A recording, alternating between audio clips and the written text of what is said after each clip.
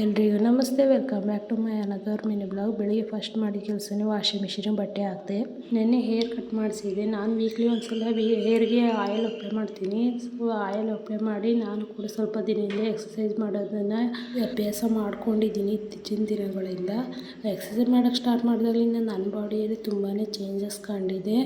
So ಎಕ್ಸಸೈಸ್ನ ಬೇಗ ಮುಗಿಸ್ಕೊಂಡು ಅಡುಗೆ ಮನೆಯನ್ನು ಡೀಪ್ ಕ್ಲೀನ್ ಮಾಡ್ಕೋಬೇಕಾಗಿತ್ತು. ನಿನ್ನೆ ಸಂಡೇ ಆಗಿರೋದ್ರಿಂದ ಯಾವುದೇ ರೀತಿ ಕೆಲಸ ಕೂಡ ಮುಗಿಸ್ಕೊಂಡಿರಲಿಲ್ಲ.